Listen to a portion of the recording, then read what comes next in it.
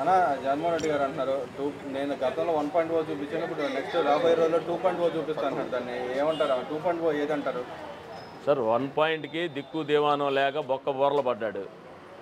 మళ్ళీ 2 పాయింట్ దాకా ఎందుకు ఆయనకి? నీకు లేకే నీకు 11 సీట్లు ఇచ్చారు ఈ రాష్ట్రంలో. ఇంక నువ్వు 2 పాయింట్కి ఏం చేస్తావు? నీ తల్లి చెల్లి అందరూ, నీ కుటుంబ సభ్యులు అందరూ కూడా ఈ రోజుకే నిన్నే విమర్శిస్తున్నారు.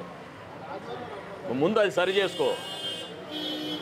అది సరి చేసుకొని మీ తమ్ముడిని అరెస్ట్ చేపిస్తావో కాపాడుతావో అది నీ ఇష్టం.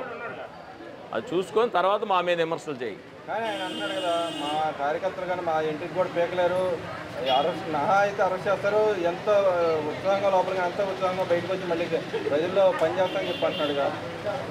పీకారుగా అందుకే ఆయన బొచ్చు మొత్తం పీకారు ప్రజలు. మొత్తం పీకి 11 సీట్లు ఇచ్చింది. అందుకనే ఆ మాటలు మాట్లాడబట్టే ప్రజలు ఎలా బుద్ధి చెప్పారు ఈయనకి. గతంలో నన్ను ముసలమ్మాని వచ్చి బట్టలు ఒకటి సంక్షేమ పథకాలు ఈయన వచ్చి బట్టలు ఒకటి విమర్శించారు.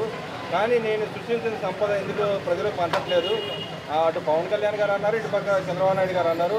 ఒకళ్ళు ఏమన్నా సంపద సృష్టించి డబ్బులు ఇస్తా అని చెప్పి అంటున్నాడు. నువ్వు ఆయన ఏ సినిమాలో ఉంటాడో, ఎక్కడ ఇంట్లో పడుకుంటే జ్వరం వచ్చి ఏదో ఇంట్లో పడుకున్నాడు అంటే చెబుతున్నారు. ఏది నిజం అని చెప్పి అన్నాడుగా. నువ్వు ముఖ్యమంత్రిగా ఉన్నప్పుడు ఒక్క ఎమ్మెల్యేనైనా కలిసి ఈ సమస్య మీద పరిష్కరించావా? ఏ ఒక్క సమస్య మీదైనా ఒక ఎమ్మెల్యేని, ఏ ఎమ్మెల్యేని కలవలే, మంత్రులనే కలవలేనోడివి నువ్వు మా గురించి ఏం మాట్లాడతావు? మంత్రులను కలవలే, ఎమ్మెల్యే కలవలేదు, మళ్ళీ సంపద అంటున్నావు. సంపద అంతా సృష్టించావు ఇసుకలో, మందులో, మట్టిలో. ఈ సంపద అంతా ఏం చేసావు? వేల కోట్లు దోపిడీ చేసేసి రాష్ట్రం మీద దోచుకున్న నువ్వా మేమా? నీకు ఈ రాష్ట్రంలో అడుగు పెట్టే పరిస్థితి లేదు. అందుకే నువ్వు బెంగళూరు పారిపోయి పడుకుంటున్నావు.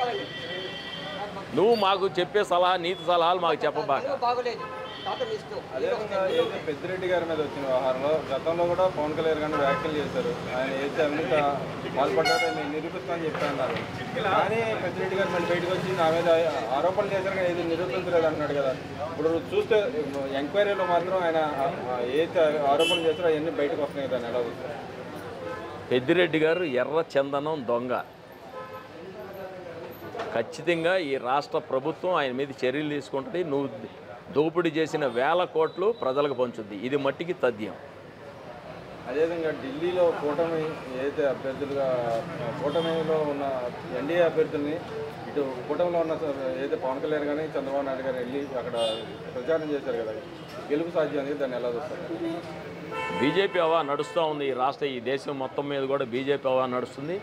అదొక విజయం, బ్రహ్మాండమైన విజయం సాధించారు మోడీ గారికి. మనం అందరూ అభినందన తెలియజేయాలి. అదేవిధంగా విశాఖ రైల్వే జోన్ ఏర్పడింది, దాని గురించి అది ప్రభుత్వం మేము ఇచ్చిన హామీ. అది రైల్వే జోన్ అనేది మా హామీ, అమరావతి మా హామీ, అట్లాగే రాష్ట్ర అభివృద్ధి చేయడం మా హామీ. అందులో అన్నీ సెంట్రల్ గవర్నమెంట్ నుంచి తీసుకొని మీరు నెరవేరుస్తూనే ఉంటారు మా ముఖ్యమంత్రి గారు, మా నాయకులు పవన్ కళ్యాణ్ గారు. అదేవిధంగా వాట్సాప్ గవర్నమెంట్ నుంచి ఏం చెప్తారు? అదే ప్రజలకు అందుబాటులో ఉండడం అంటే వాట్సాప్ సేవ ద్వారా కూడా అందుబాటులో ఉండడం కోసం కొత్తగా తీసుకొచ్చారు. దాని మీద సక్సెస్గా నడుస్తూ ఉంటుంది. అదేవిధంగా జగన్మోహన్ రెడ్డి గారు ఒకవేళ జైల్లోకి వెళ్తే ఆయన పరిస్థితి అంటారు పార్టీ పరిస్థితి? ఇప్పుడు జైల్లో ఉన్నట్టే, ఇక్కడ ఉన్నావట్టే జైల్లో ఉన్నట్టే.